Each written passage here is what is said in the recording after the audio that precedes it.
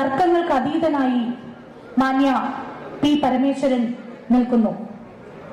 ഓർമ്മകളിലല്ല, അസ്തമിക്കാത്ത ആദർശ സൂര്യനായി.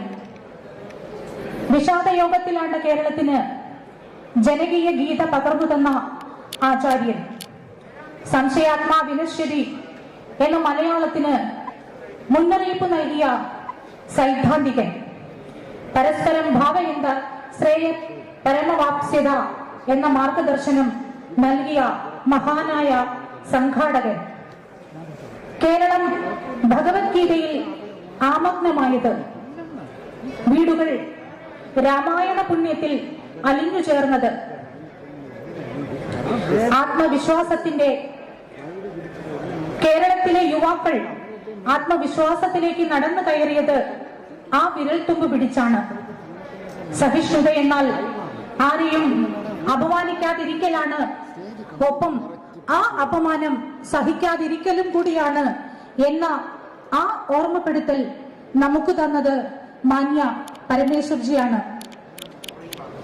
ശ്രീ ശബരീശന്റെ പൂങ്കാവനത്തിൽ, നിലയ്ക്കൽ പള്ളിയറക്കാവിൽ ഒക്കെ കുരിശുയർന്ന സമയത്ത്, ശംഖുമുഖത്ത് ശ്രീ പത്മനാഭന്റെ ആറാട്ടുകടവിൽ പോപ്പിന് വേദി ഉയർന്നപ്പോൾ അതൊന്നും സഹിക്കുന്നതല്ല, സഹിഷ്ണുത എന്ന കൃത്യമായ പാഠമായിരുന്നു അദ്ദേഹം നമുക്ക് പകർന്നു നൽകിയത്. കേരളത്തെ പൊരുതാൻ പഠിപ്പിച്ചത്, ചോദ്യം ചെയ്യാൻ പഠിപ്പിച്ചത് മാന്യ പരമേശ്വർജിയാണ്. സ്വാമി വിവേകാനന്ദനും ശ്രീനാരായണ ഗുരുദേവനും മഹർഷി അരവിന്ദനും ഭഗവത്ഗീതയും അതിന് അദ്ദേഹത്തിന് കൈപുസ്തകമായി. പ്രാണനായി നെഞ്ചിലേറ്റിയ സംഘാദർശം ചങ്കുറപ്പായി അദ്ദേഹത്തിനോടൊപ്പം എന്നും ഉണ്ടായിരുന്നു. പരമേശ്വരനുണ്ട് എന്ന ഒറ്റ കാരണം കൊണ്ട് വിവാദങ്ങൾ കേരളത്തിൽ അപ്രസക്തമായി. സംവാദ മണ്ഡലങ്ങളിൽ ഇടതു താർക്കികന്മാർ വിനമ്രരായി. മരണത്തെയും ചോദ്യം ചെയ്ത നചികേതന്റെ ആദർശമാണ് യുവത്വത്തിന് വേണ്ടതെന്ന് അദ്ദേഹം നമ്മെ നിരന്തരം ഓർമ്മിപ്പിച്ചുകൊണ്ടിരുന്നു. സംസ്കൃതവും ഗീതയും യോഗയുമാണ് വഴിയെന്ന് അദ്ദേഹം നമുക്ക് കാട്ടിത്തന്നു. ഇരുൾ നിറഞ്ഞ വഴിയിൽ നിറഞ്ഞ ആദർശത്തിന്റെ ദീപവുമായി പരമേശ്വർജി എന്നും നമുക്ക് മുൻപിൽ നടന്നു. കഠിന കണ്ട കാകീർണമാണെങ്കിലും ഇതേ പാത തന്നെ നമ്മൾ പിന്തുടരണമെന്ന് അദ്ദേഹം നമ്മളെ കൊണ്ട് ശപഥമെടുപ്പിച്ചു.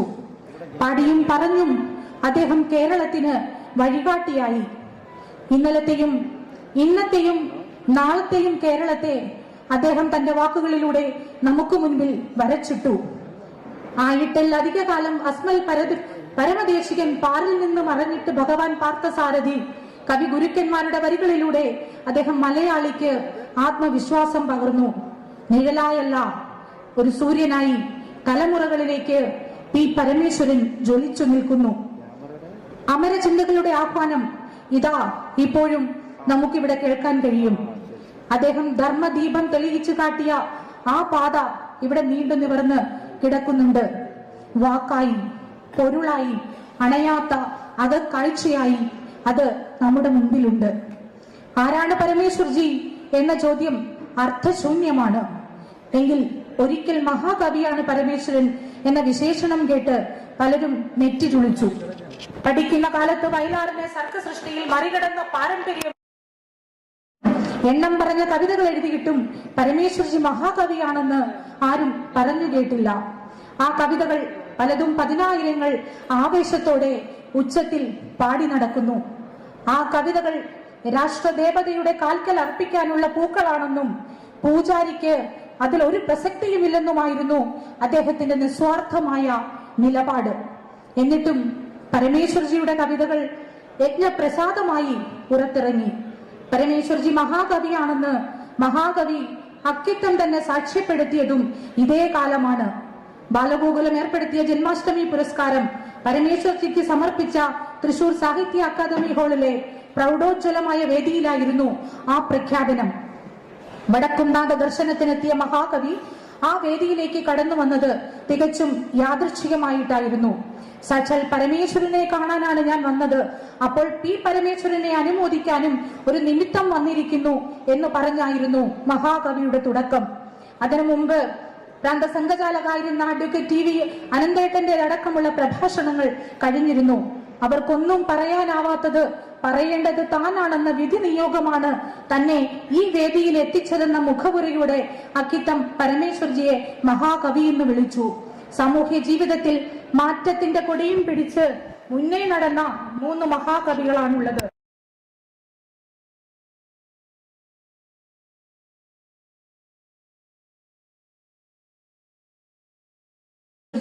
ഇത് മഹാകവി അക്കിത്തത്തിന്റെ വാക്കുകളാണ്. ഇത് പറയുമ്പോൾ നിങ്ങൾ നെറ്റി ചുളിച്ചേക്കാം, പക്ഷേ കാലം നാളെ ഇത് ലോകത്തോട് വിളിച്ചു പറയും എന്നായിരുന്നു അദ്ദേഹം പറഞ്ഞത്.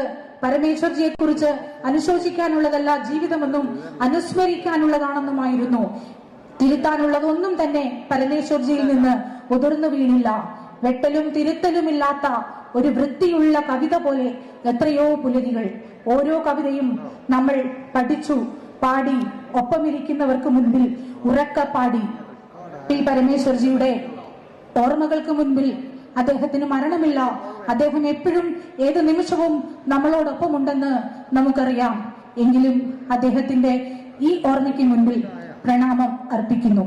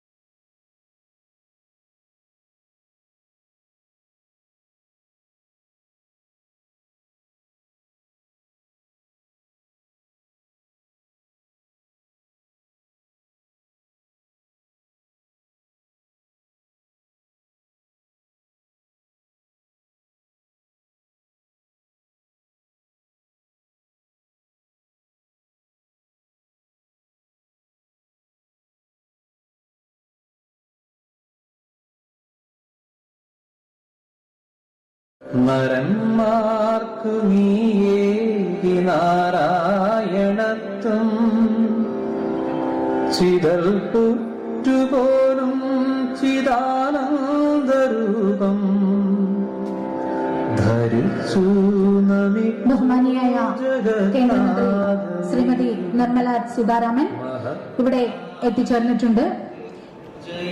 ഇവിടെ സന്നിഹിതരായിരിക്കുന്ന എല്ലാ ബഹുമാന്യ വ്യക്തിത്വങ്ങളും തങ്ങളുടെ മൊബൈൽ ഫോൺ സൈലന്റ് മോഡിലേക്ക് മാറ്റണമെന്ന് വിനീതമായി അഭ്യർത്ഥിക്കുകയാണ്. ഇന്നത്തെ ഈ പ്രോഗ്രാം ഭാരത് TV ഇവിടെ ലൈവ് സംപ്രേഷണം ചെയ്യുന്നുണ്ട്. അതോടൊപ്പം തന്നെ ദൂരദർശന്റെ സംപ്രേഷണവും ഉണ്ടായിരിക്കുന്നതാണ്. പരമേശ്വർജി അനുസ്മരണ പ്രഭാഷണം നടത്തുന്നതിന് വേണ്ടിയിട്ട് കേരളത്തിന്റെ പ്രിയങ്കരിയായ കേന്ദ്ര ധനകാര്യ വകുപ്പ് മന്ത്രി ശ്രീമതി നിർമ്മല സീതാരാമൻ ഇവിടെ എത്തിച്ചേർന്നു കഴിഞ്ഞു.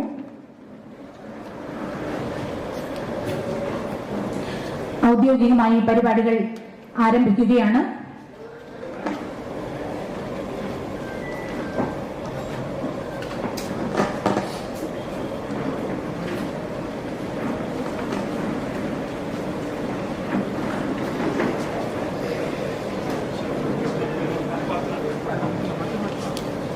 പരമേശ്വർജിയുടെ ഛായാചിത്രത്തിന് മുൻപാകെ പുഷ്പാർച്ചന നടത്തുന്നു.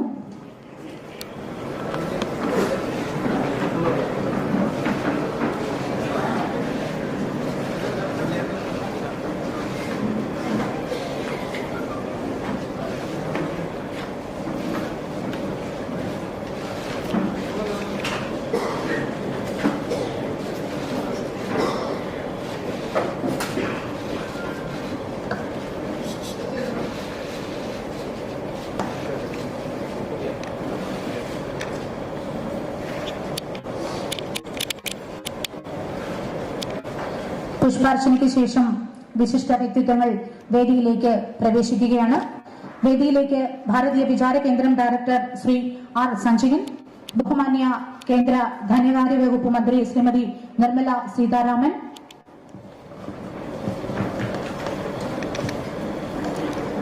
തിരുവനന്തപുരം ശ്രീരാമകൃഷ്ണാശ്രമം അധ്യക്ഷൻ മോക്ഷപ്രധാനന്ദ സ്വാമിജികൾ, ബഹുമാന്യ പാർലമെന്ററി പ്രവാസികാര്യ മന്ത്രി ശ്രീ ഭാരതീയ വിചാര കേന്ദ്രം സംസ്ഥാന അധ്യക്ഷൻ ബഹുമാന്യനായ പാർലമെന്ററി പ്രവാസികാര്യ മന്ത്രി ശ്രീ വി മുരളീധരൻ അവർ, ഭാരതീയ വിചാര കേന്ദ്രം സംസ്ഥാന അധ്യക്ഷൻ ഡോക്ടർ എം മോഹൻദാസ്, മുൻ മന്ത്രിയും കേരള MLA-യുമായിരുന്ന ശ്രീ ഒ രാജഗോപാൽ, ഭാരതീയ വിചാര കേന്ദ്രം അധ്യക്ഷൻ ഡോക്ടർ സി വി ജയമണി എന്നിവരെ ആദരപൂർവ്വം വേദിയിലേക്ക് ക്ഷണിക്കുന്നു.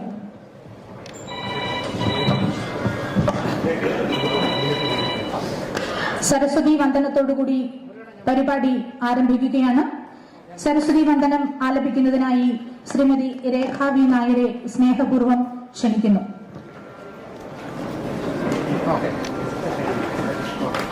സരസ്വതി വന്ദന ആലപിക്കുന്ന സമയത്ത് എല്ലാവരും സദസ്സിൽ ഉപവിഷ്ടരായാൽ മതിയാകും.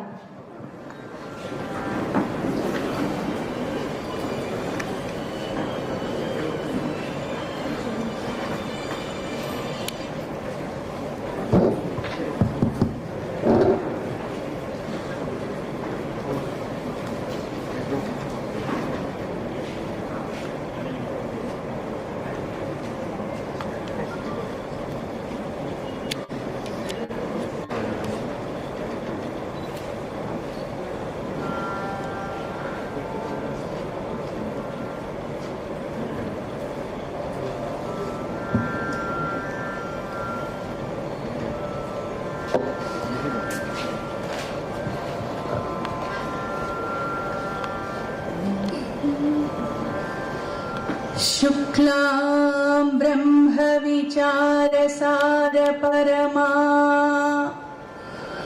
आद्यां जगद्व्यापिनी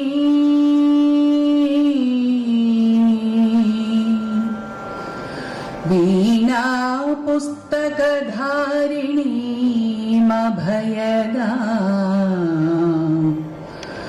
जाड्यान्धकारापहां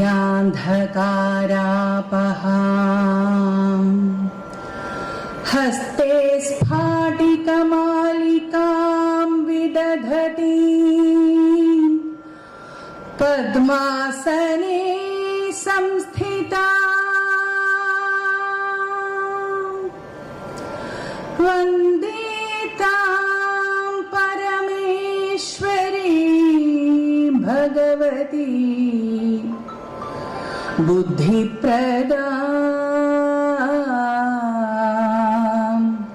शारदा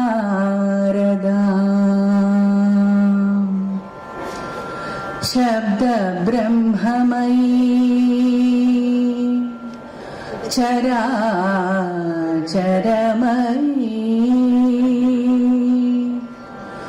ज्योतिर्मयी वाङ्मयी नित्यानन्दमयी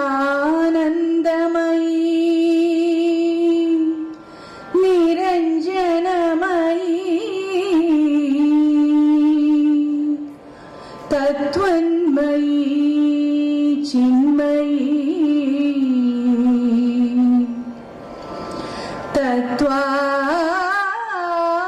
तत्त्वातीतमयी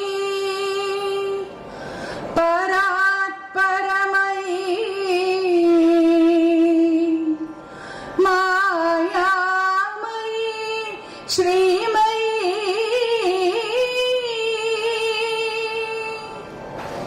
सर्वैश्वर्यमयी सदा शिवमयी मा पाहि मीनाम्बिके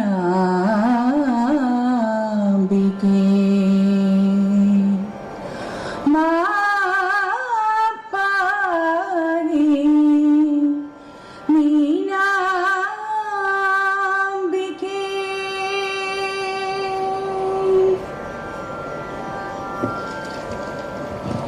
സ്വാഗത ഭാഷണം ഭാരതീയ വിചാര കേന്ദ്രം സംസ്ഥാന general secretary Shri KC Sudheer Babu. അദ്ദേഹത്തിനെ ആദരവോടെ സ്വാഗത ഭാഷണത്തിനായി ക്ഷണിക്കുന്നു.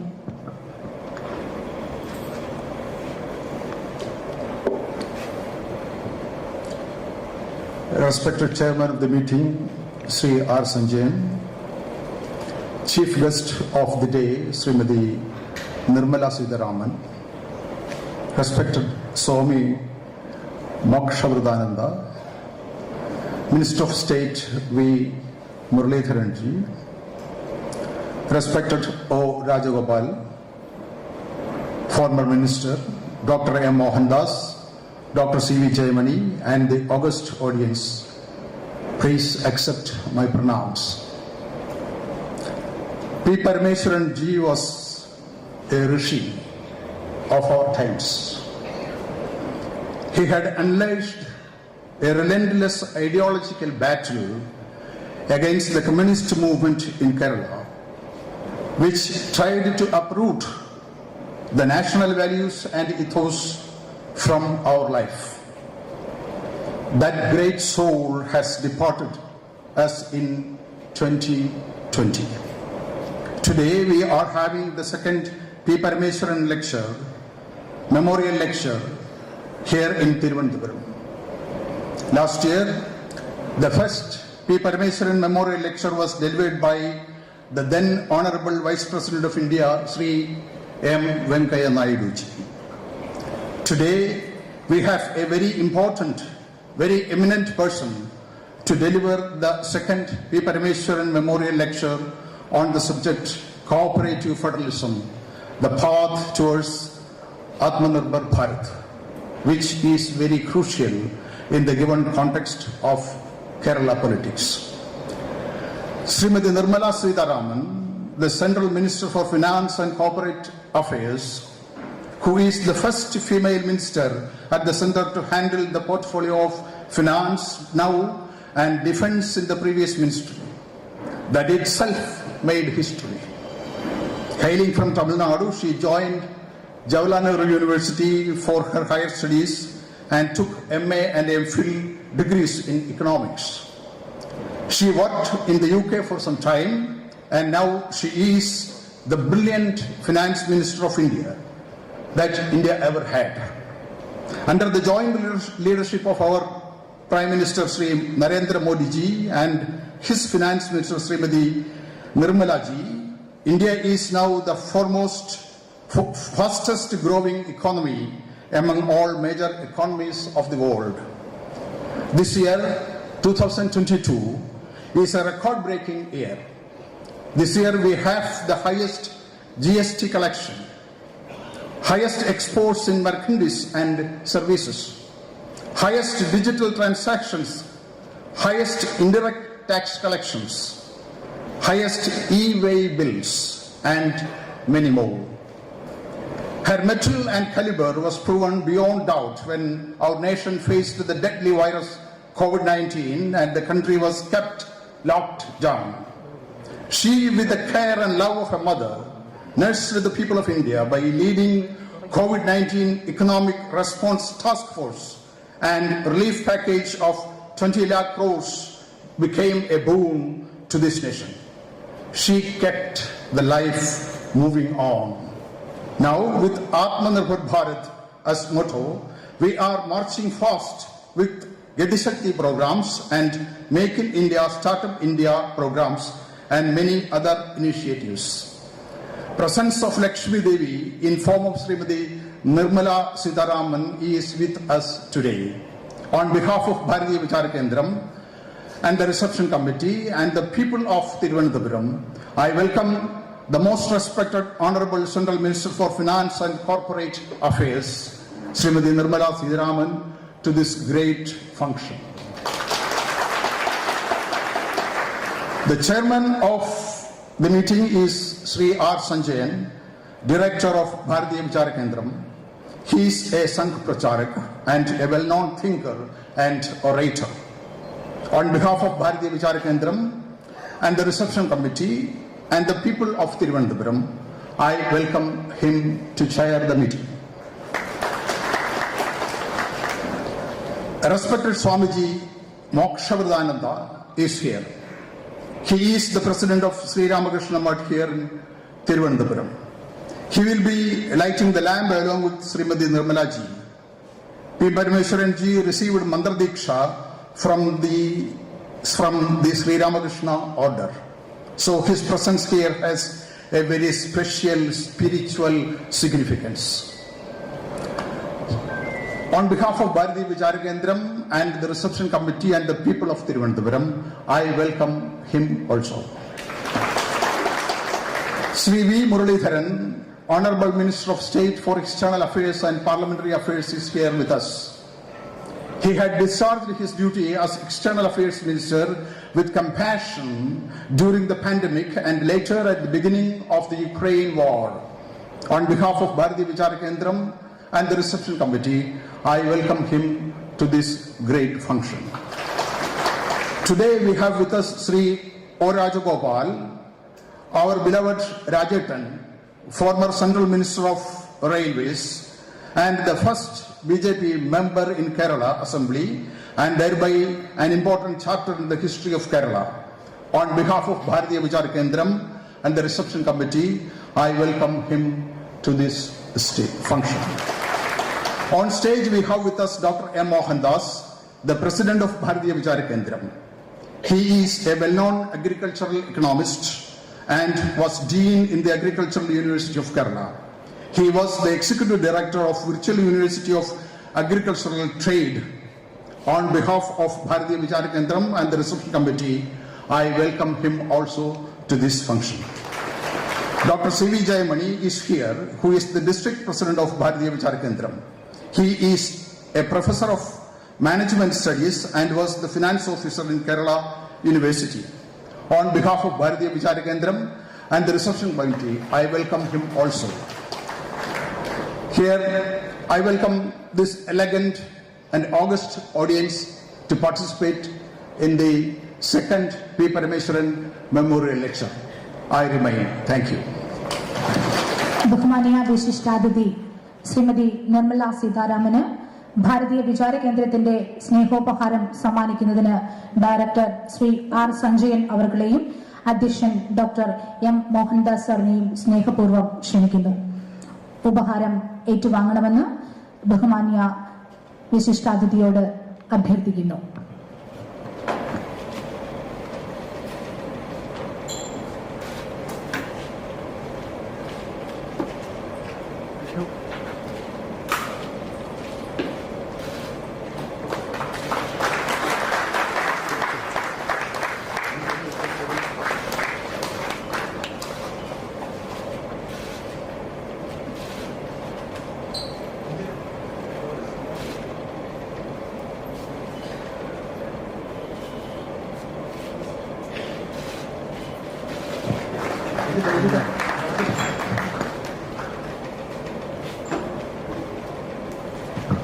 അടുത്തതായി ദീപപ്രജ്വലനമാണ്. ദീപം തെളിയിക്കുന്നതിനായി തിരുവനന്തപുരം ശ്രീരാമകൃഷ്ണാശ്രമത്തിന്റെ അധ്യക്ഷൻ പൂജനീയ മോക്ഷപ്രദാനന്ദ സ്വാമിജിയെ ആദരവോടുകൂടിയിട്ട് ക്ഷണിക്കുന്നു.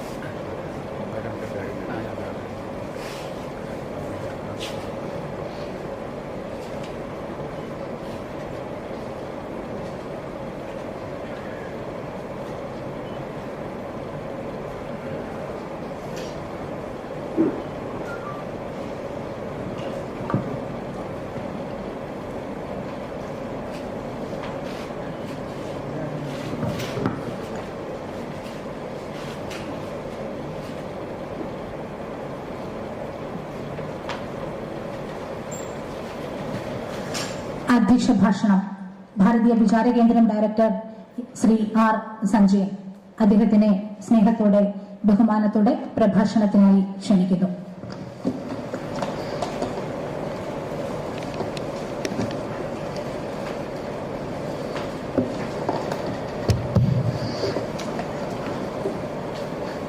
पूजनीय Swami ji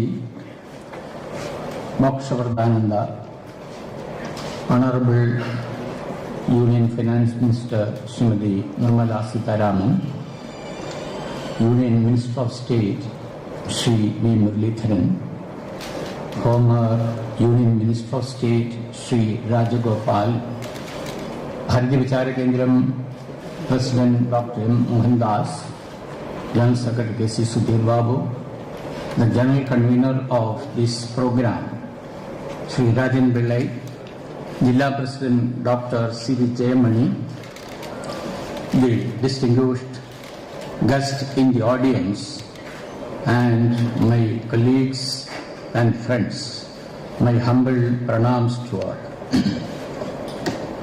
We have assembled here on this auspicious occasion to refresh the memory of Swargya P. Parameswarji. He was an outstanding intellectual, writer, orator, poet, and a proponent of Bharatiya philosophy. He was a successful institution builder. He was a guide and philosopher to innumerable social activists belonging to 2 or 3 generations. Born in 1927 at Mohamma in Alappuzha district, he had his collegiate education at University College Thiruvananthapuram. After acquiring BA Honours degree with distinction, he started his public life as a RSS pracharak. In 1957, he became State Organizing Secretary of Bharatiya Janasangh. For 2 decades, he fully engaged in nationalist politics, assuming various responsibilities, including All India Secretary and Vice President of the Janasangh. During emergency, he took part in Satyagraha and was arrested and jailed as a political prisoner at Diyur Central Jail. After lifting of the emergency, he kept aloof from politics and took over as the director of Deendayal Research Institute at Delhi. In 1982, he established Bharatheeyavichara Kendram in Thiruvananthapuram and became its founder director. From 1984, he was the Vice President of Vivekananda Kendra, Kanyakumari, and in 1995 he became the President. In 2009, under his able guidance, Vivekananda International Foundation, a think tank, came into being in Delhi. In 1993, in connection with the centenary celebration of famous Chicago speech of Swami Vivekananda, Sri Parameswarji visited the United States and England and delivered lectures at many academic centers. He maintained close relation with Sri Ramakrishna Mission from his high school days. He was a disciple of Swami Agamananda, who was the founder of Sri Ramakrishna Advaita Ashram at Kaladi. Later, he took initiation from Srimad Swami Bireshwarananda, the 10th President of Ramakrishna Mission, Calcutta. His close association with Pujaniya Guruji Golwalkar and Pandit Deendayal Upadhyaya greatly influenced his socio-political thinking. There are more than 30 books and other publications to his credit.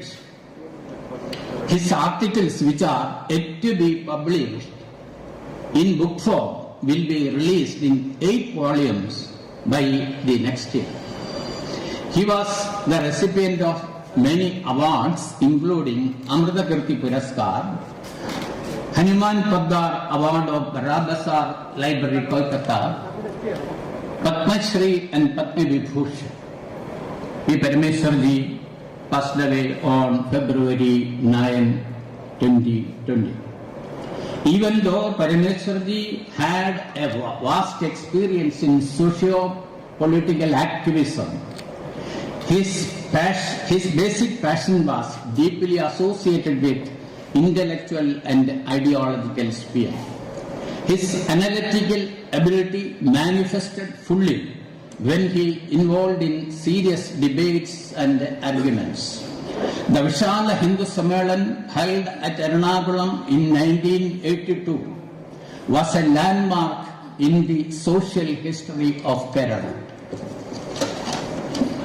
It was resolved at the state level Hindu conference to exhort people to observe Karkadaga month of Malayalam era as Ramayana month. The leftist intellectuals who opposed the very concept of Vishala Hindu Sammelanam came forward to resist the idea of Ramayana month also. Parameswarji challenged their ideological onslaught and he resolutely engaged them in public arguments and succeeded in bringing back the old Kerala tradition of Ramayana month. Many times Parameswarji ideologically confronted veteran Marxist ideologue E.M.S. Namboodiripad on various social issues.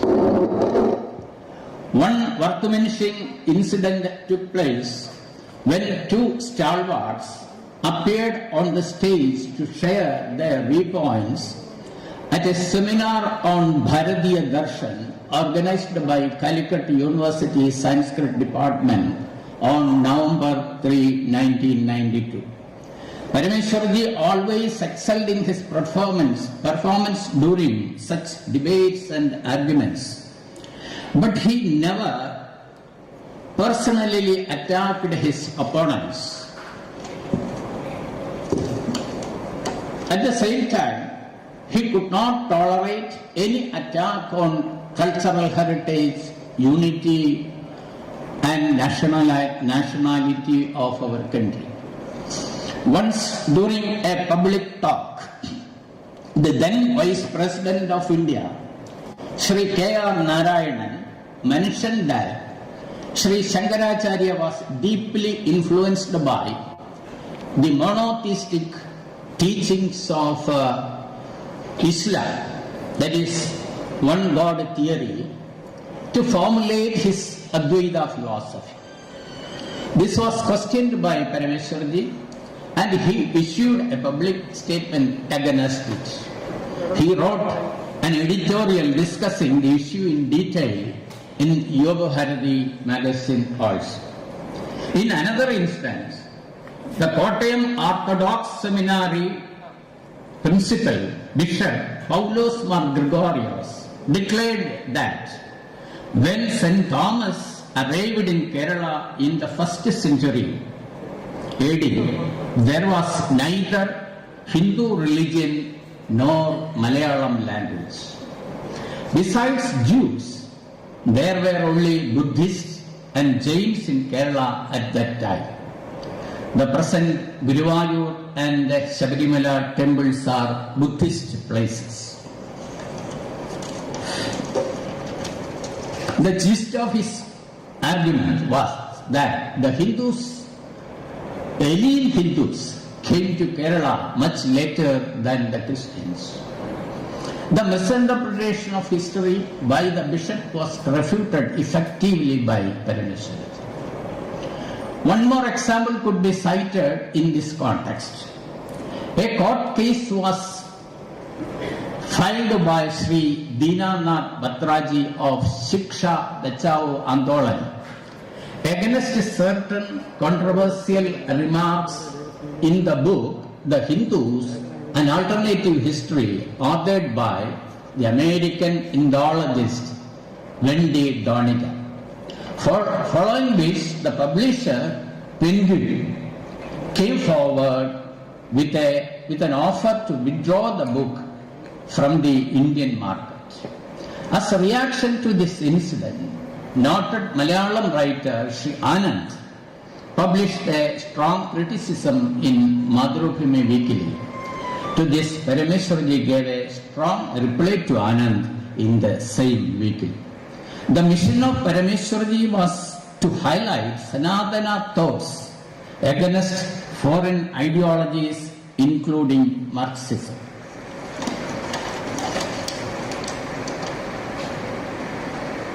In this, he followed the path of Swami Vivekananda, Maharishi Aravinda, and Narayana Guru. He took special interest in propagating Bhagavad Gita among the youths. The aim of all intellectual activities should be to find out the truth. The way of seeking truth should also be honest. Intellectual honesty is a rare thing nowadays. Ideological differences and different interpretations will help to create healthy intellectual atmosphere. But opportunistic interpretations and suppression of facts will misguide the generation. Parameswarji never compromised with such dangerous proclivities. The land of Kerala has a long intellectual tradition. It starts with Sri Shankaracharya, Tunjata Edutachan, Sri Narayana Guru, Sri Chatambi Swami, Agamananda Swami, Swami Chinmayananda, and Swami Ranganathananda carried forward this great tradition. Parameswarji belonged to this chain of great intellectuals, though his activities were mainly in political, social, and cultural fields. We are today remembering such a towering personality. Last year, the first P. Parameswaran Memorial Lecture was delivered by the then Vice President of India, Shri Venkaiah Naidu. This time today, the Honorable Union Finance Minister Srimati Nirmala Sitharaman is with us to deliver the memorial lecture. Bharathiya Vichara KENDRAM is greatly indebted to Honorable Minister for finding time to attend this function in spite of her busy schedule. We are very glad to point out that Srimati Nirmala ji, within 3 years of holding the office of Union Finance Minister, has proved herself equal to her predecessors who were veterans in political and administrative sphere. During the corona pandemic, she, with her sagacity and dedication, proved to be a strong helping hand to our Prime Minister Shri Narendra Modi ji. On this score, the whole nation felt proud of her. The subject of this year's memorial lecture, Cooperative Federalism, the path towards Atmanirbhar Bharat. The country is celebrating the 70th year of our independence. The policies and programs of the present union government has instilled a new confidence among the people. The ideas such as the Atmanirbhar Bharat, Make in India, Ek Bharat, Shrestha Bharat, and Vision at 2047, etc. are pointers to the policy of the government. They are also in a way reflections. Such concepts are also in a way reflections of the aims and objectives propounded by our great nation builders. By the next 25 years, when India reaches the centenary year of independence, our intention is to make Bharat a full-fledged developed nation. The effort to reach this aim is progressing under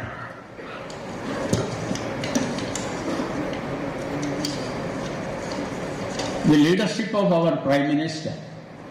We could reach this goal only when these ideals are internalized by the common people. India is a big country. There are numerous diversities. Motto is unity in diversity. The national goal and local aspirations should go hand in hand. The federal spirit is our constitutional speciality. At the same time, we cannot tolerate separatist tendencies. This is the background for selecting today's topic for the memorial speech. I respectfully offer my pranams to the sacred memory of Sri Parameswaranji. I would like to conclude my words by saluting you all once again for attending this august function. Thank you. Namaskar. There are no prizes for guessing. She is the most powerful woman in India today. Let us now welcome the person who needs no introduction and is known for her wisdom, knowledge and preeminence as a policy maker. Srimati Nirmala Sitharaman holds two important portfolios in Government of India, Finance and Corporate Affairs. Srimati Sitharaman is a strong woman who has led India's economic progress from a developing nation, the fastest growing in the world. Her role during the pandemic, especially in helping industries overcome the and her accolades worldwide. It gives me immense pleasure to extend Nirmala ji a very warm welcome on behalf of BHARATHEEYA KENDRAM. I would kindly request you, Madam, to render the P. Parameswaran Memorial Lecture.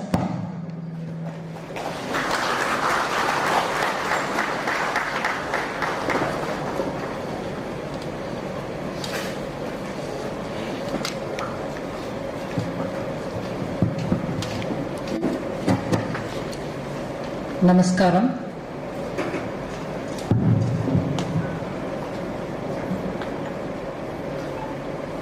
To all the eminent people on the dais and to this very distinguished audience, let me at the outset say that I feel very humbled that I've been given this opportunity to pay my respects to a modern day Munishwara, the Guru, Sri Parameswaran. I've had the opportunity in the context of Sri Vivekananda Rock Memorial to have had some kind of a chance to listen to Sri Parameswaranji. And equally, it gives me a lot of moral strength and courage by the sheer presence of the Ramakrishna Math Guruji here. I was telling him that I've had the blessing again when I was living in Hyderabad to have listened to have heard and have at his feet darshan of Swami Ranganathananda. On the advice and suggestion of many, I have also had the benefit of reading many of his books. In particular, about women in India, his writings are so rich and I've benefited from that. I still fall back on his writings on many things to do with modern India. Sri O. Rajagopalanji is somebody I have looked up to, has had great presence, has singularly held the BJP's flag high and also opened the account for BJP in the assembly here. So I'm conscious that I'm standing on a dais where you have very eminent people seated, and equally I'm conscious that I shall be addressing an audience which since its birth, I would say, has had the tradition, intellectual tradition of Kerala being imparted along with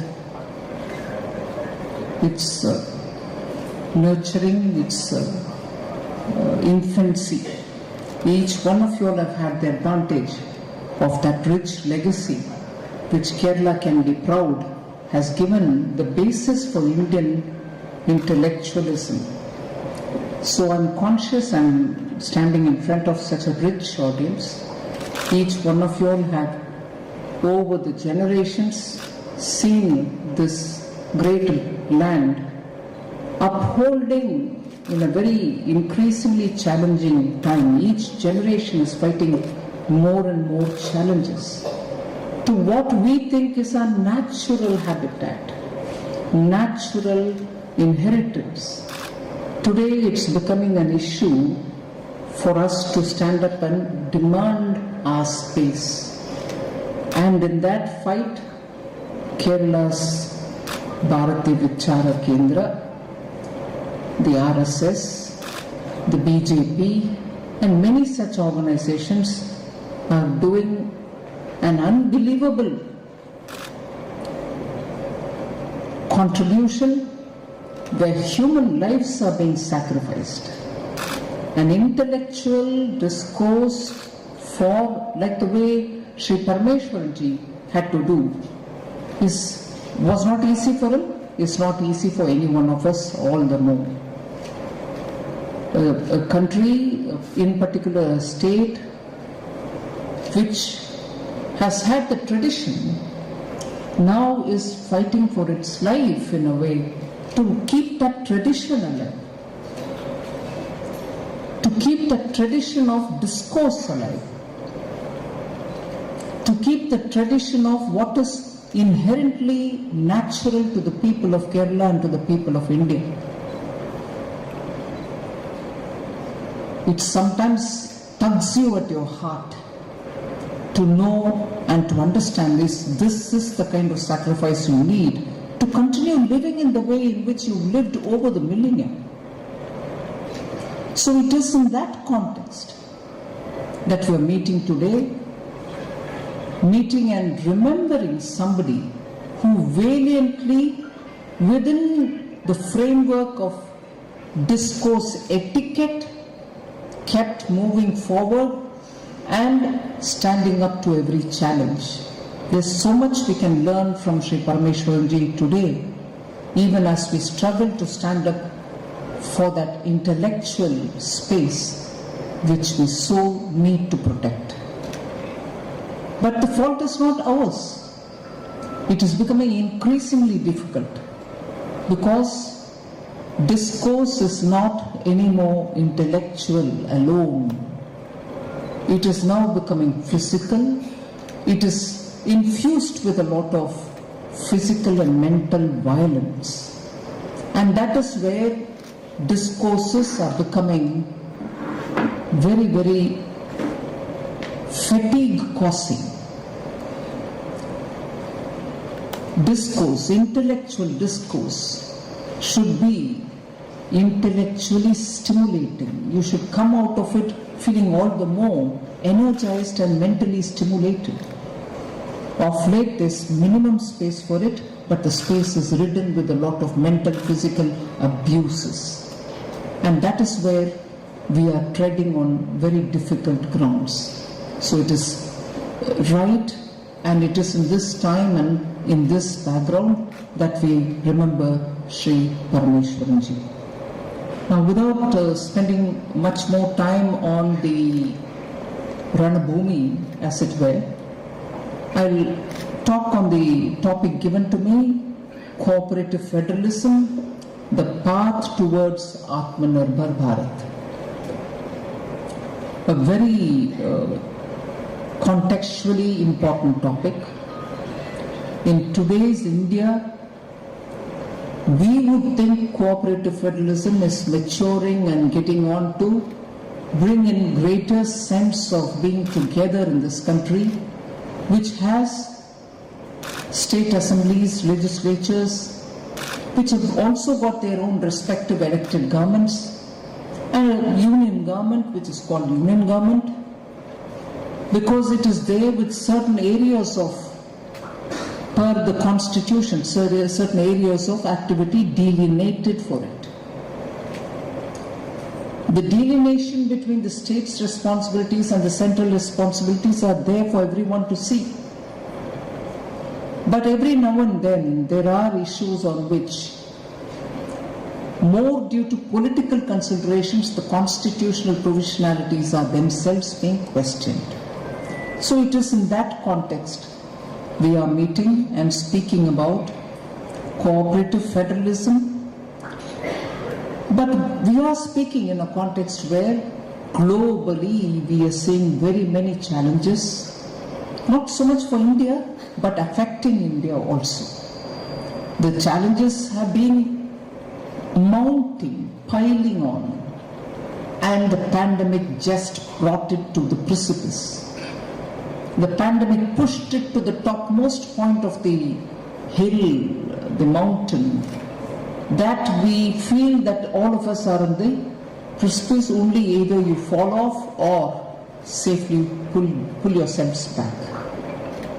And that is not just for India. All countries, all multinational institutions, the global order, all of them are going through an immense phase of reset, immense phase of trying to find themselves in a newer fashion, newer design, newer language, newer articulation, and newer agenda. So we are talking about India, India's cooperative federalism, when the globe itself is in a state of flux. The challenges are immense for all of us together because the world is also going through this phase. And that is why when periodically all of us talk about what is this global order, has it actually helped countries like India? Has it actually helped the countries, the global south, as we would call it? Those countries which are still struggling to come up the development ladder. So in this kind of an atmosphere, for us to talk about cooperative federalism in the context of India itself is very, very important. Also because we mark the 75th year of India's independence, the Constitution has held up very well for India. Of course, periodically we do a lot of amendments and changes to suit the time in which we are living. And therefore, when we are marking the 75th year of independence, and looking at moving India through an Amrit Kal, the next 25 years when we reach India at 2047, India at 100 years of independence, what would we want this country to be like? How would we want it to be like? And that will be for the younger generations to enjoy. And therefore, now the discussion that we are doing is more for understanding if the Amrit Kal is going to strengthen the constitution, strengthen the federalism, the setup that we have, and above all, be a place where everyone is going to live with honor and dignity. And therefore, this discussion today is timely, appropriate, and it's not a discussion, I'm just speaking, and I'm sure the Bharathiya Kendra will be able to build on it, build on this idea, not essentially the idea that I'm putting across to you. I will, in the course of my talk, therefore, talk on 6 aspects of cooperative federalism as they stand today, and to say how Prime Minister Modi, because he has spent a long time in the state as an elected representative, holding a constitutional position, and at a time when this differences due to ideology were absolutely at the helm. ideological differences had really reached a level that it was affecting the discourse even then. And Prime Minister, coming from the opposition party then, but as a Chief Minister, had also spoken about how cooperative federalism should strengthen this country. And therefore, 6 aspects which I will highlight on the topic for us to further talk about it, particularly at a time when we are looking forward to taking India in the next 25 years towards India at 100. So this Atmanirbhar Bharat announcement is my pivot. Atmanirbhar, we are still talking about it when India is at 75. Wasn't India Atmanirbhar before? That's not to say that India is going to claim the territory now, but if it is going to place emphasis on Atmanirbhar, given that the globe itself, even on the one hand, when we are saying global value chains, everybody will have to integrate with one another. You have to have raw materials, intermediary products coming to India. India should also produce and value add to a lot of commodities and be a part of the global value chain so that we export commodities. We are also able to integrate the requirement of skilled workers from the raw material to the final product and so on. So you're part of the global thirst to develop and provide good living standards for the world. So at this time, you want to be a part, both backward and forward, linking up with the globe, but you will have to think in terms of how far India can depend on itself, but yet be open to the world. And that is why talking about Atmanirbhar at this stage is very, very critical, because in the recent past, I'm not confining my example to one or two, but there are several, I can quote one or two. In the recent past, the advantages that India had in several areas were lost even as we opened up, or even as we remained closed prior to the opening up, and as a result, the natural advantage which our entrepreneurs brought to the economy were lost because of predatory pricing, were lost because technology was getting saturated in India, and so on. So we need to have the center and states working together so that India as a whole can really move forward in each and every one of these areas. Sometimes I repeatedly quote this Panchatantra story that one bird alone couldn't have saved itself from the hunter's net, the net which brought a flock under it, a flock of birds which came pecking onto the grains on the ground. But when the hunter threw the net, the entire group was under the net and they didn't know how to get out of it. And how did they manage to get out of it? That's a very sharp lesson that is available for India, that all the birds took off at the same time and the net itself had to come out, and the birds flew along with the net, and there was no one bird left for the hunter to hunt. It is that spirit with which all the states together will have to work and move forward so that India can, as a flock, as a whole, develop. So in this kind of with this kind of an expectation, I want to just underline the fact, in the recent past, the COVID pandemic, repeatedly Prime Minister at his own level engaged with all the chief ministers of the state and ensured that whether it is sending the PPE kits to the hospitals or the doctors at the initial stages of COVID, or afterwards sending the vaccines, making sure the hospitals had all the oxygen related equipments get to them. If one state had it, if another didn't, share it or pass it on if you have excess quantities, all this coordination, the Prime Minister himself sat with the state chief ministers more than 1 or 2 or 3 times as it went through the lockdown, as India went through the lockdown.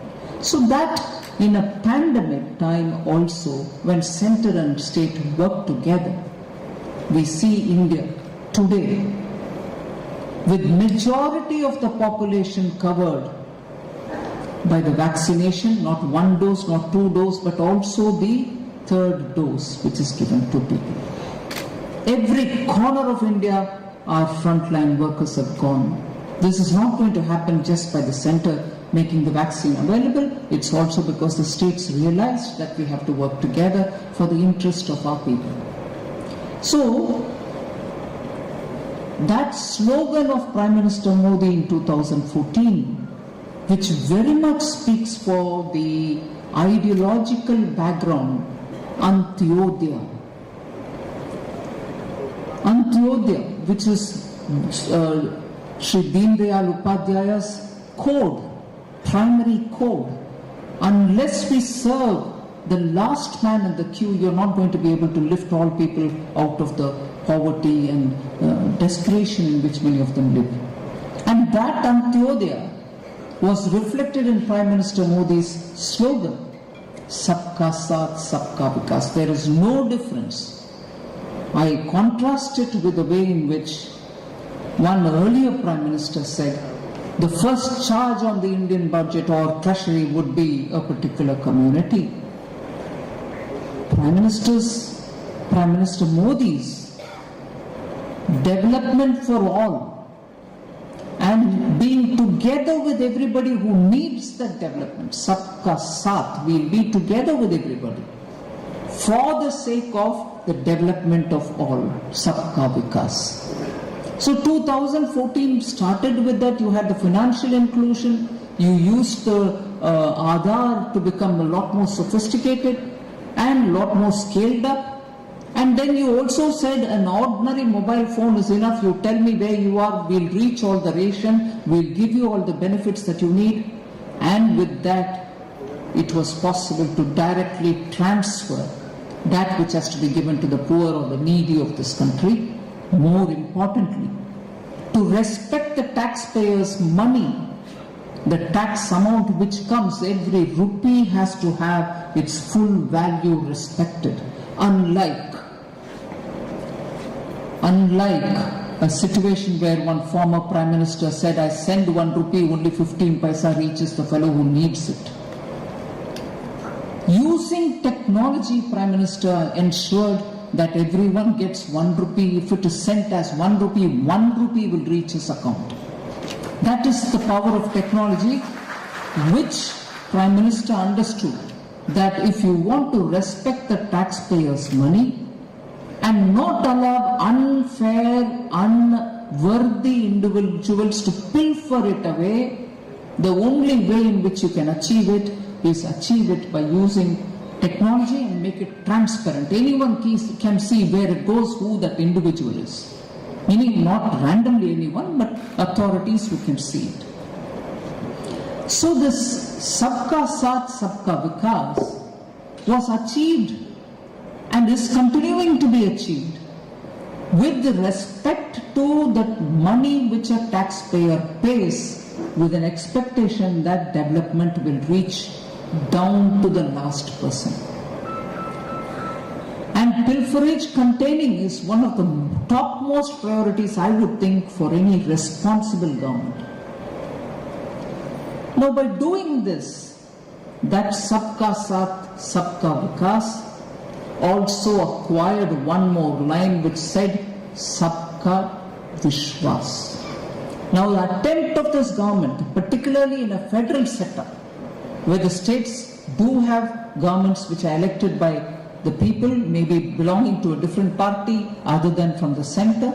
So trust is what he underlined, I have in the people, and people will have to understand that I'm serving them transparently without corruption. And that doesn't differentiate between a state which is ruled by a non-BJP party or a BJP party ruled state is treated differently. All people of India will have to have trust by the government in them and them in us. That's the line Prime Minister always promotes, and therefore in this time, at a time when we're discussing about cooperative federalism, the attempt is first of all to win the trust of the common people. And in that, no state can have a difference. You can't say, Modi, you're wrong, because you're trying to say, I want the trust of the people in me, and therefore I'm doing this exercise openly. You can't say, Modi, you're doing this wrongly because the state government doesn't approve of this method. There's nothing in this to be disapproving of. And therefore the approach of Prime Minister Modi, having been a Chief Minister, is to win the trust of the person, not just by getting elected, but in everything that he does. The money you pay for tax is as worthy for me as the money in my own pocket. I have to utilize it to the maximum for the common good. So there's no way in which this money gets spent on anything else except for definitely a common cause.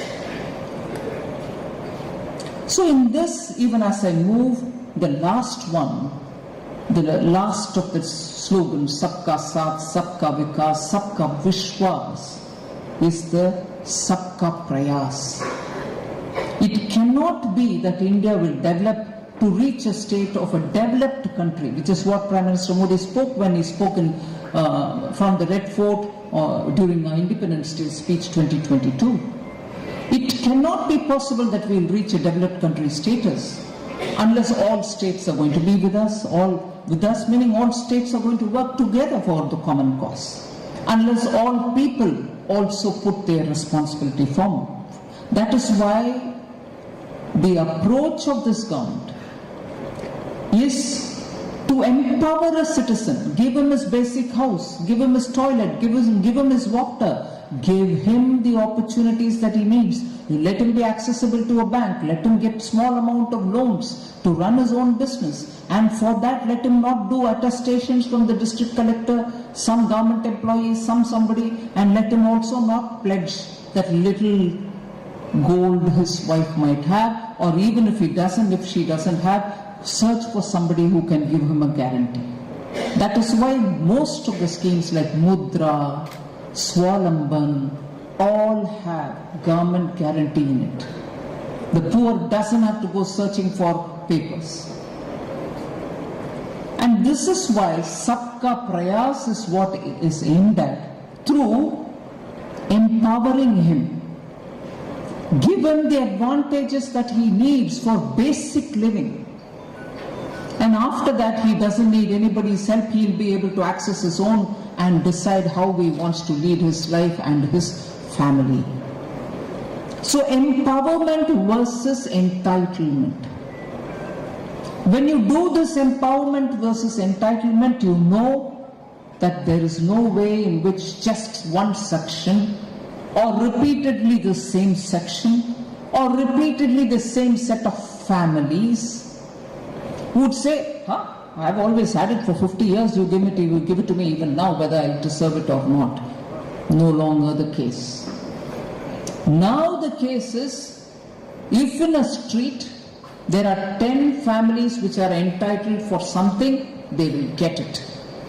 There we don't see whether he's my guy, or is he wearing a red uniform, or is he wearing this, or is he doing that? None of that. He's an Indian citizen. He will get it. He will get it because he is entitled to have it, because he should be empowered. And after that, there's no more claims there. Therefore, I want to show how in Atmanirbhar there are 3 C's which govern the government policy. And therefore the 3 C's also govern the center-state relationship. Now if the 3 C's govern the center and state's relationship, it's the same approach towards a citizen, and therefore the states, all of us together like the flock of birds. Cooperation, collaboration and coordination.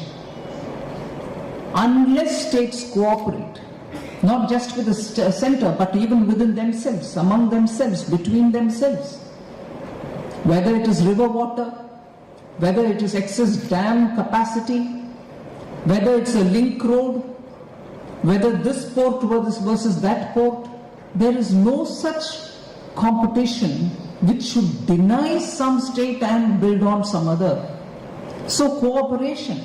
Now PM Gati Shakti is something where the synergy is what is being played upon. There is one dam, or there is one industrial estate, but to that industrial estate no settlements or cities are connected. There is some MP who wants a railway station is given, but the railway station serves no purpose for the industry, for the exporter, for the raw material supplier or the farmer, but the railway station is there because there is some MP who is powerful enough to get it. But the exporter, the farmer, the industrial unit which is coming, all of which need a connection, now says, look, we are all isolated, where do we get this going? Give us some allowance for it. That railway station was with government fund, with taxpayers' money. The PM Gati Shakti, therefore, looks at resources which have been spent for creating assets which can strengthen India, and tries to link it with the neighborhood, be it a settlement of farmers, a village, a set of villages, or to a neighborhood which has a port, through the port where exports happen, and therefore money spent earlier, monies which will be spent in the future, will all go through this PM Gati Shakti route, where you're saying, will it serve more than one cause? Multimodal.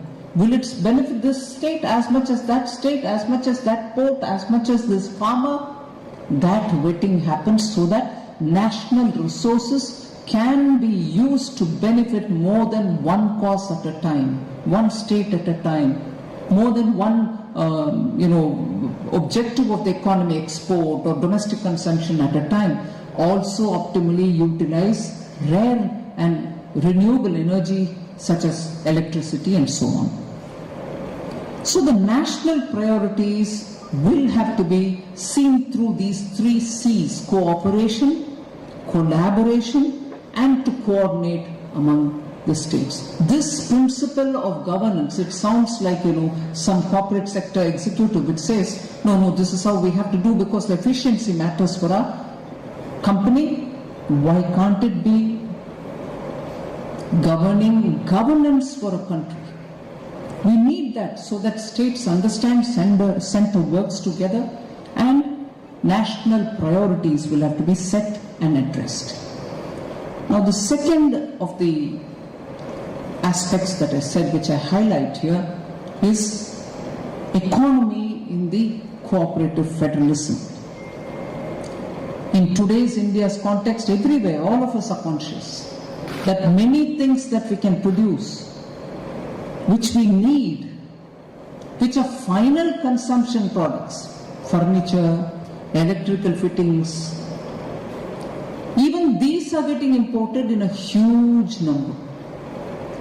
Prime Minister used to quote the example of agarbattis, which each one of us uses in our daily prayers every day in the temples, in Buddhist monasteries. Agarbattis are used. But we imported agarbattis. Some were manufactured in Bengaluru and places like that. But why should we? Is it a huge such technology which we don't know anything about? And therefore, that example of agarbatti became also the point which started being asked for other areas also. Can Saranpur, can furniture makers elsewhere in the country not supply us? Why do we need a wooden chair to come from elsewhere? If it is just cost, can we not support the Indian manufacturer in such a way that cost competitiveness is brought in? So the economy also, in a globalized world, must understand the vulnerabilities it faces. And states and center will have to work together, and that is why the scheme of one district, one product was brought in. Your state, your district, you tell us which product which is good enough, one, rest of India gets to know about it and buys it. Two, with good lot of funding given to them for common facility, packaging, exporting, finding the markets elsewhere, using our embassies and high commissions, we should be able to market that district product even abroad other than selling for India's own markets. Now for this, the technology again, e-markets, networking with buyers outside, all this is being facilitated. And this development will benefit every state. And here, many of us, for instance, forget the fact that India's size and some states' size are larger than some countries abroad. Some of our states are bigger than some of the European Union members. The products are worth getting scaled up and for exports. So when investors meet happen in different states and states try to ramp up their production capacities, highlight some of these to the investors, there is a healthy competition between states. And that is one of the ways in which Centre also works together with the states to find out what is it that the Centre has to do to make that state all the more investment friendly. More than 1,500 laws which were decadent and archaic, which existed on the files. And because it existed on the files but served no purpose in the ground, there were some unscrupulous, not all of them, but some unscrupulous officers who would quote that and say, hey, your business doesn't comply with that, what do you want to do? And benefit something for himself rather than think about the business or the country. So it became a powerful weapon for rent-seeking officers, some of whom were unscrupulous, and made businesses very, very difficult. For that sake, the Union government made sure that 1,500 laws were all removed. There were some more to happen, and that process keeps continuing. We want to trust the citizen and give him the right to run his business without the fear of such unscrupulous people, and therefore the trust element builds again on it. So the competitive federalism there is something which is positive, brings in fair competition between states, and in that the Centre is with all the states. So the goal of developed India cannot actually be achieved unless many reforms are taken up. Imagine if the GST wasn't brought out. If the GST law hadn't passed, even today businesses will have to, at every stage, entering into a state, you will have to pay octroi. Entering into the state for the same commodity, you will pay another tax. Layer of taxation, one layer over the other layer over another. So the multiplicity of taxation and therefore paying the same item over 3 times all made India a very inefficient a market. Today, because of that, you are able to see the ease of businesses. All India, the price of a commodity is the same. Taxation, you know.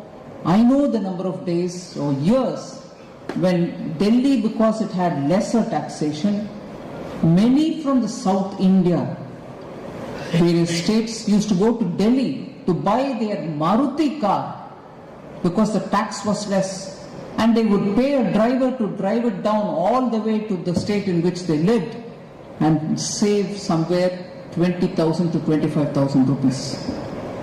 Today that's not the problem. GST has come in, all items cost the same all over the country. You pay the same tax as much as any other citizen anywhere else in the country pays. So you therefore will have to constantly remind ourselves, states and Centre will have to remind ourselves as to how to make the state or the country at par for everybody. Every citizen of India should be having the same treatment wherever he is. So GST is one of the very important examples. I go back to it. The council, the establishment of the council, which has every finance minister from every state. In independent India's history, 1947 onwards, GST Council is a classic example of an institution which, with all states cooperating and centre working together, have made a big difference to India. It's one, probably the only institution post 1947 which speaks for good centre-state federalism as an institution. Of course, there are people who still badmouth it, who still see it is all Modi's work in the council, who are negating themselves, saying, I'm a member of the council, but everything is decided by Modi. Prime Minister Modi doesn't even sit in the GST Council. But the actual advantage of a council like that, which is a center-state, federal structure, which shows the light on how good governance can work to the benefit of the common people. Every state has a voice there. Every state speaks. This reform was lying for decades together in the conceptual stage, and then somewhat moved, then again it lied for want of thoughts. The impetus given by Prime Minister Modi is after he took over in 2014, and it has benefited. And here it was not just the BJP finance ministers. In fact, much before the GST Council was taking the final shape at that time, it was CPM's Asim Das Gupta who was heading that empowered committee, in which you had finance ministers. It was never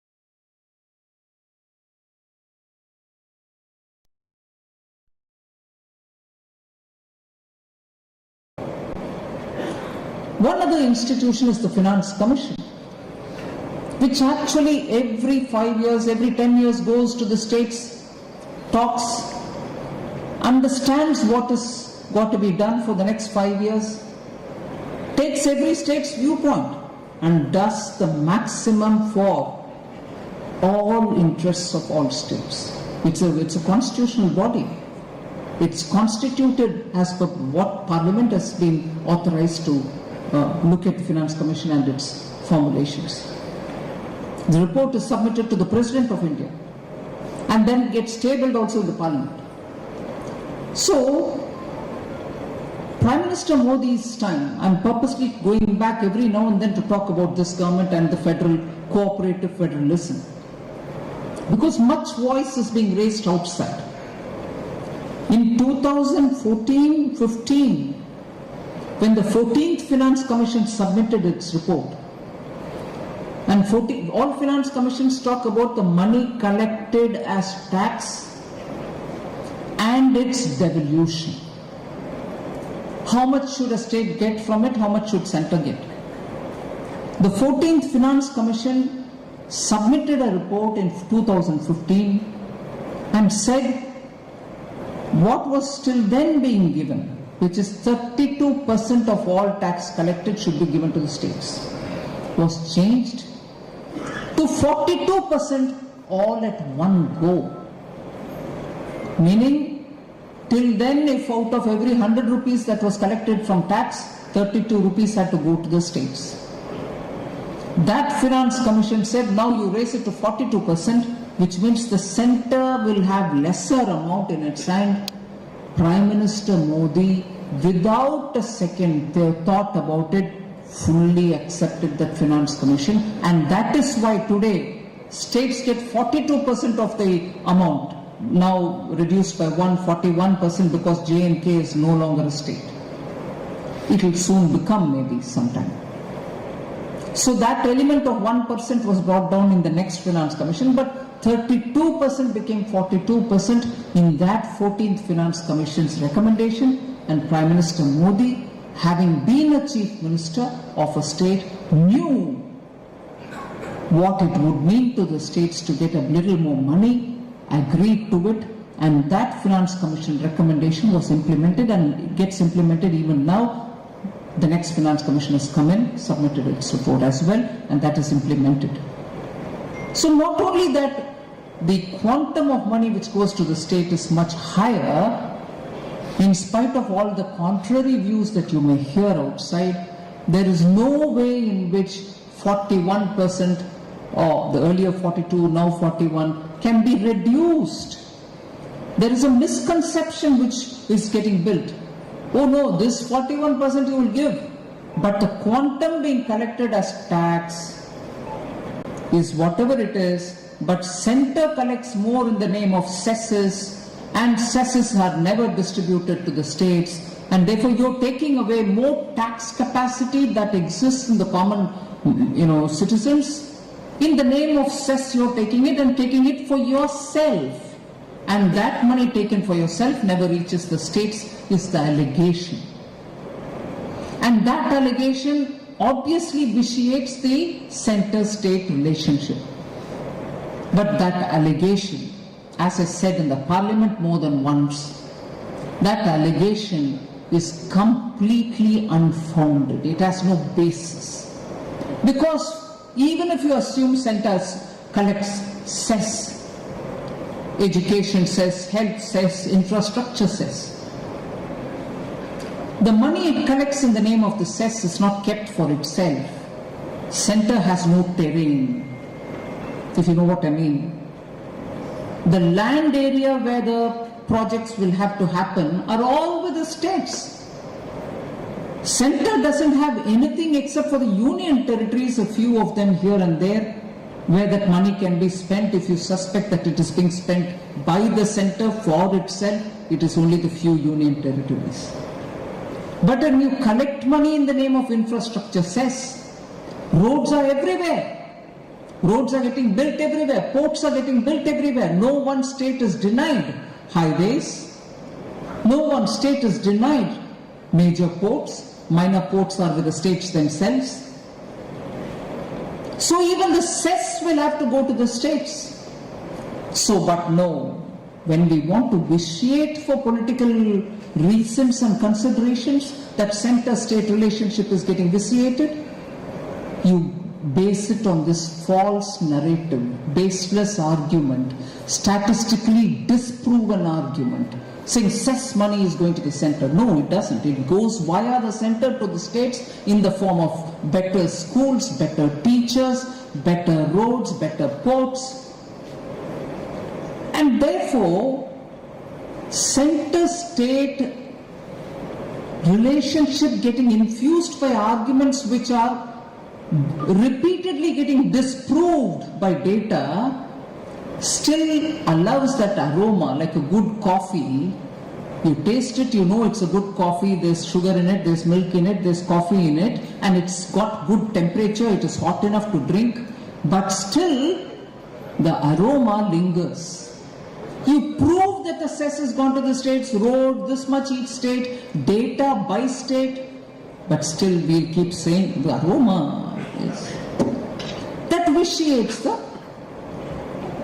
relationship, center-state. And media, I'm glad to see quite a good presence of media here, often gives the space to say no, but in the Parliament this has been explained. In the Parliament this has been shown with answers to the honourable members who ask questions on it. How much has Kerala received in terms of roads? Data is there. Money has not come in the GST compensation cess to us. Data is there. Parliament questions show the data. RTI gives the data. Media also takes this information and puts it out. But I'm sorry, there are some who would still do politics with it. So center-state relationship, unfortunately, periodically gets targeted because of political consideration, not factual considerations. I can go on to talk about Niti Aayog, which has come in the place of the Planning Commission. It no longer works like a body which dispenses money at the pleasure of every state chief minister coming and bowing before it. There's no bowing required now under Prime Minister Modi. Every state gets the money in due time. And let me say, with a certain sense of authority and responsibility, during the pandemic and immediately after that, and in the year 2021 and 2022, wherever we had the comfort of some more revenue coming in, I have paid even one extra installment much ahead of the time so that states don't run short of money. In November of 21, February of 22, extra installments were given. An installment which has to be paid next month or the month ending in March have also advance been sent off saying, you please take the money, you should have the money in your hand. So data can prove it. The other aspect which I'd like to speak about, which is very much in the current debate today, everybody speaks about it, is the fiscal soundness of states. And for an Atmanirbhar Bharat, the fiscal strength, the soundness is a very critical component. There are new sources of risks which every state is facing. The temptation to spend on non-merit goods. You create an asset.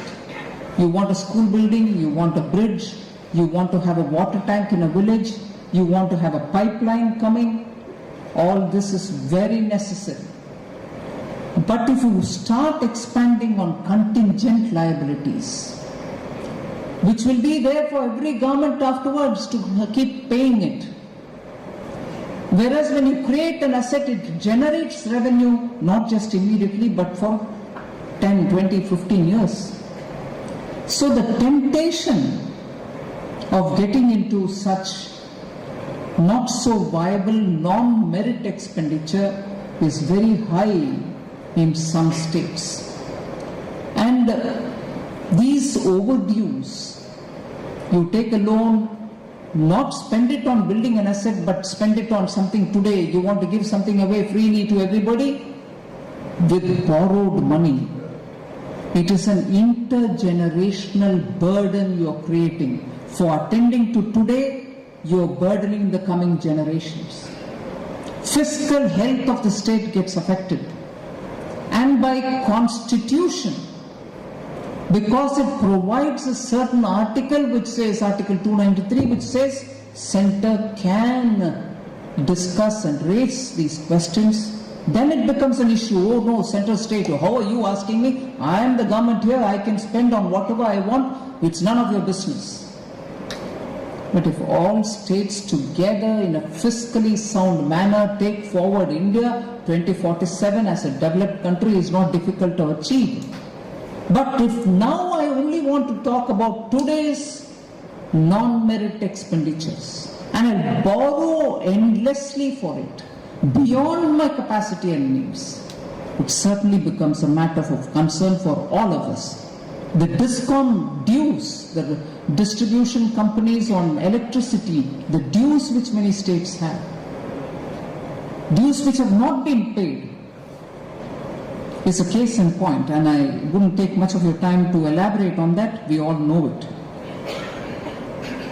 And also, constantly it is important to understand the share of revenue expenditure versus the capital expenditure. If your capital expenditure goes up, you know, in the budget, this budget and the previous budget, we have increased by about 34% last year and again about 35% this year, the expenditure on capital goods or constructions. Build infrastructure. We are with you. 5.5 last year, lakh crores, 7 point something this time, lakh crores, and in that 7 point something, 1 full lakh goes to the states as interest-free 50-year amount so that you build something, create jobs, create assets. Now center wants to give you. There were states which initially said, no, we don't want this money because you'll start monitoring us. Monitoring we do anyway.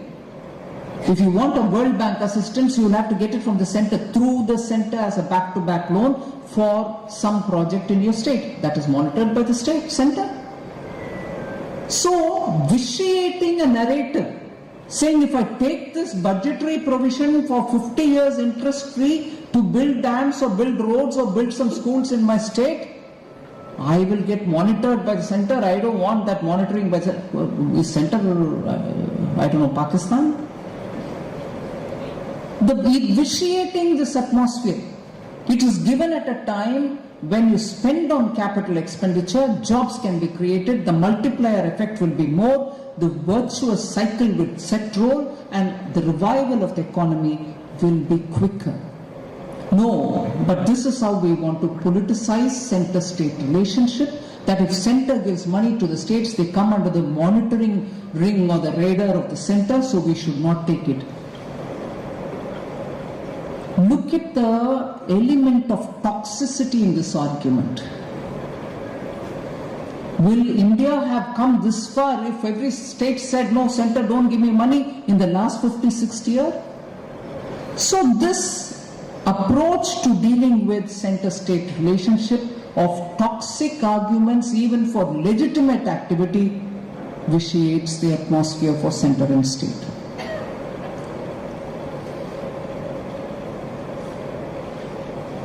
So help for state finances, I've indicated to you in somewhat.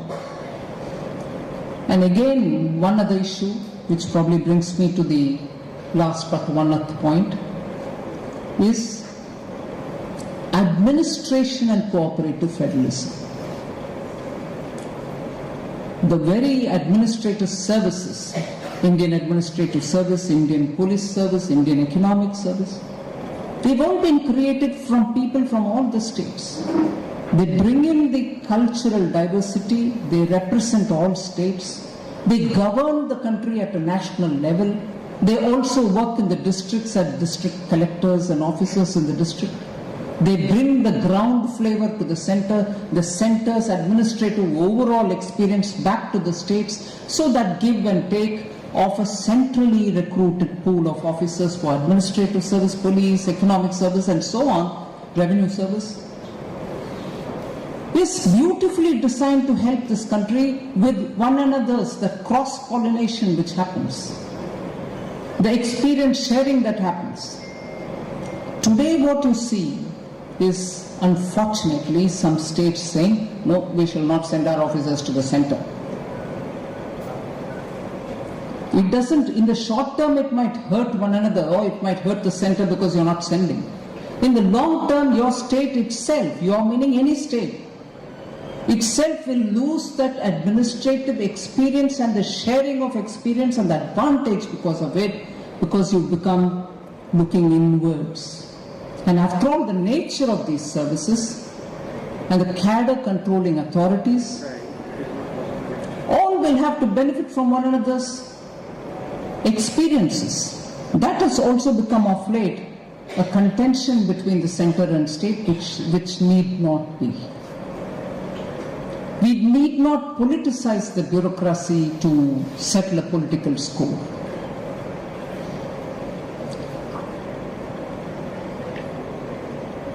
In June 2022, a Chief Secretary's conference was held in Dharamshala. A lot of things were discussed. Niti Aayog was also there as to how states and their finances also were reviewed. A lot of lessons were learned from it. It benefits to have that exchange of ideas, and it gives a whole of government approach.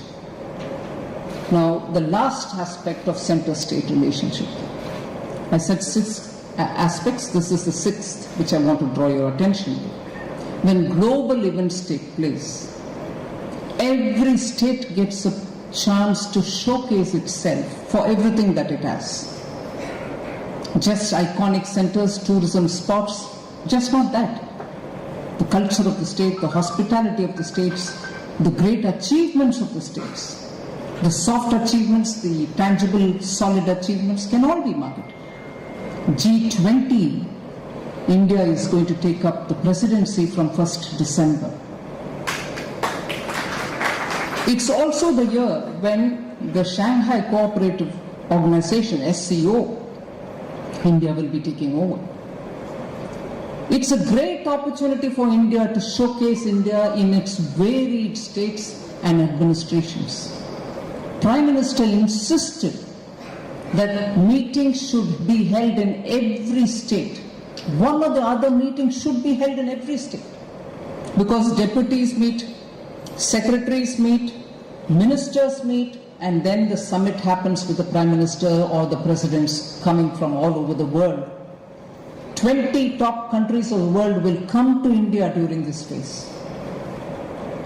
Repeatedly, Prime Minister's wish has been that at least one of these meetings, if possible 2 meetings, should happen in each one of our states. Not just me, every one of us appeal to the states saying, use this opportunity to showcase the states. Whatever you would want to showcase.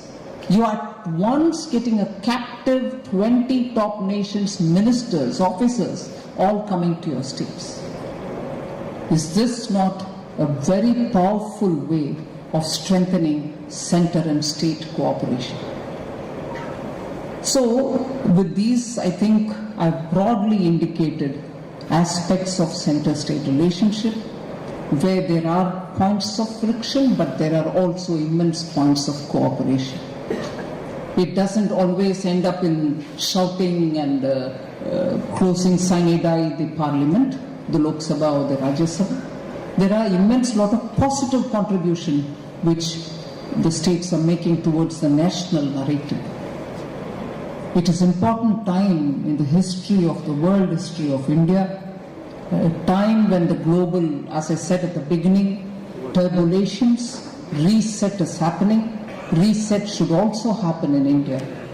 Understanding how cooperation can benefit us, good, fair competition among states will benefit us, and collaborations also help us, the 3 C's that I spoke about.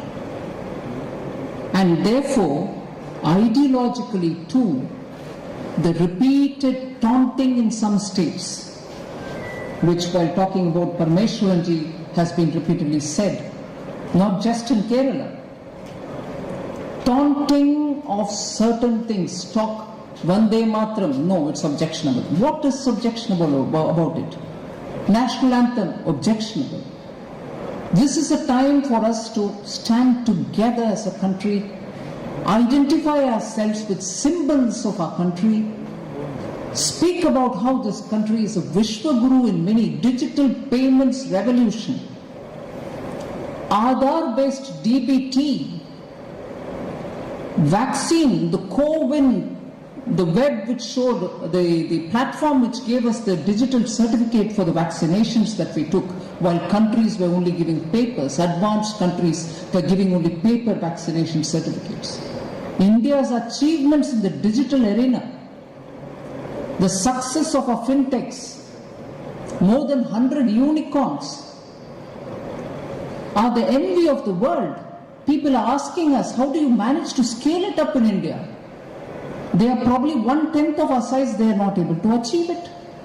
And they're looking to India saying, would you not share it with us? And at a time like this, it's important for all of us, states as a center, municipalities, panchayats, each one understand and be proud of the heritage. 75 years of independence, every week one or the other freedom fighter's story who's been less known has been taken up and promoted in a big way by the Prime Minister. We need to recognize every hero of this country. Known, unknown, sung, unsung, all of them will have to be brought to the light. Look at the way Indian youth responded for the Tiranga, Ghar Ghar Tiranga. Everyone knows India's flag. Everybody knows what is tricolor. But that utsaha, but that enthusiasm with which people came about. Citizens are proud. Sometimes I just wonder if politics unnecessarily plays out too much in our lives, that this great country sometimes becomes less in self-confidence. We should not allow this moment in the history of the world, history of our country, to make us suffer for something which we don't deserve. We need our confidence intact. We need the pride that we belong to this country, which has withstood several turbulations. But today we are standing high, and that one example gives me the feeling of a sweet revenge which I'll share with you. Couple of years ago, 6-7 years, probably just 10 years ago, India was in the 12th position or 11th position in the global economy and its size. And who was in the 5th position at that time? United Kingdom. Today, even as I recall with some element of bitterness in me, Sir Winston Churchill, who said, oh, Indians will really suffer, they will probably be not knowing how to govern, the country is going to, struggle in poverty if you leave them. But today, after 75 years of independence, we have reached the 5th position thanks to the people of India. Thanks to the people of India.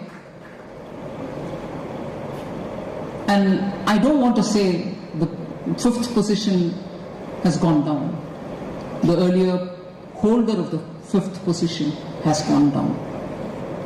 It is possible for India if all together, like the flock of birds, we don't bicker on our differences but rise together, capture this moment. Think of Bharat Mata, the service that we all owe to her.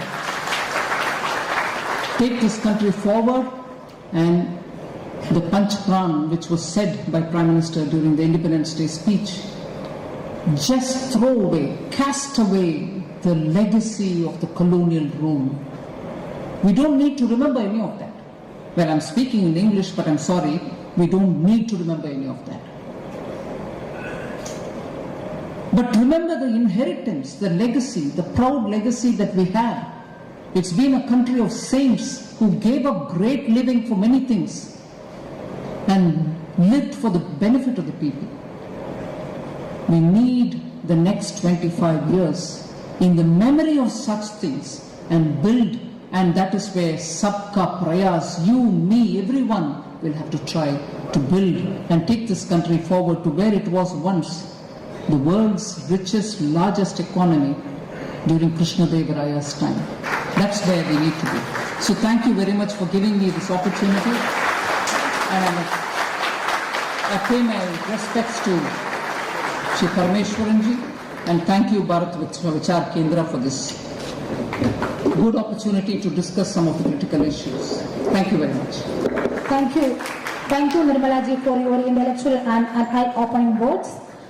കൃതജ്ഞത രേഖപ്പെടുത്തുന്നതിനായി പരമേശ്വർജി അനുസ്മരണ പരിപാടിയുടെ സംഘാടക സമിതി general കൺവീനറും സംസ്ഥാന ട്രഷററുമായ Shri S രാജൻപിള്ളയെ ആദരപൂർവ്വം ക്ഷണിക്കുന്നു.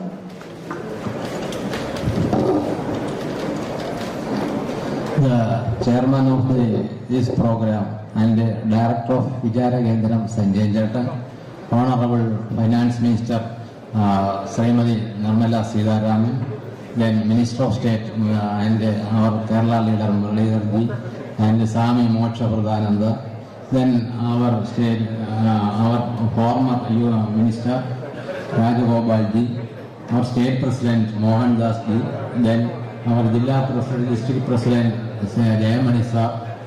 I am here to propose vote of thanks, and it is really a privilege and honor to be given this opportunity.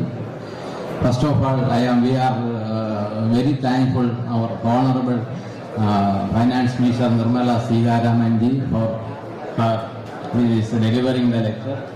thank you very much. Then we are also very thankful our Minister of State V. Muralidharanji and the leader of the Kerala. We are very thanks and we are very thankful our chairman of this program and Sanjay Jatan, and the presence of a sannyasi in this program for the Rishi Parameswarji Swami Mokshavardhananda. We are very happy his presence for this program. Then and our former Minister of State Rajagopalji and our State President Mohan Das, we are very thankful all the persons in the dais and all the people attending here. Thanks for പരമേശ്വരജി അനുസ്മരണ പ്രഭാഷണ പരിപാടിയുടെ സമാപിക്കുകയാണ്. എല്ലാവർക്കും നമസ്കാരം.